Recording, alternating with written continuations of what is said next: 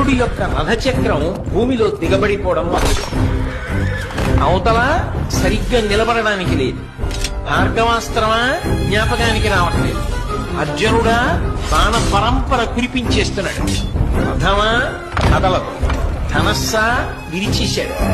అయినా ఇంకొక ధనస్సుని బాణాన్ని తీసుకుని యుద్ధం చేశాడు. ఎంత గొప్ప యుద్ధం చేశాడంటే గాంధీవం యొక్క అల్లెతాడు కట్టే ముడి విడిపోయేటట్టుగా కొట్టాడు. మళ్లీ ముడిని సరి చేసుకుని అర్జునుడు యుద్ధం చేశాడు. అర్జున, నువ్వు రథం మీద ఉన్నావు, నేను భూమి మీద ఉన్నాను. నా రథచక్రం కుంగిపోయింది. నేను ఇప్పుడు బాణములు వెయ్యలేని స్థితిలో ఉన్నాను. అయినా నువ్వు ఆపకుండా బాణప్రయోగం చేస్తున్నావు.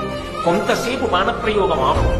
నీకో గోవిందుడికో భయపడి నేను ఈ మాట చెప్పట్లేదు, ధర్మం చెప్పాలి కాబట్టి చెప్తున్నా. అంటే కృష్ణ పరమాత్మ అన్నాడు, అబ్బా ఇప్పుడు ధర్మం జ్ఞాపకానికి వచ్చిందా? జ్ఞాపకానికి వస్తే రక్షించేది కాదు ధర్మం, అనుష్ఠిస్తే రక్షించేది. నువ్వు ఎంత ధర్మాన్ని అనుష్ఠించావు జీవితంలో?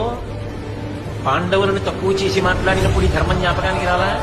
ద్రౌపదీదేవిని అవమానించినప్పుడు ఈ ధర్మం జ్ఞాపకానికి రాలా? అదే పనిగా అర్జునుడిని చిన్నతనం చేసి మాట్లాడినప్పుడు జ్ఞాపకానికి రాలా? నువ్వు పాటించనిది ధర్మం. నీకు అక్కడికి రమ్మంటే ఎక్కడి నుంచి వస్తుంది?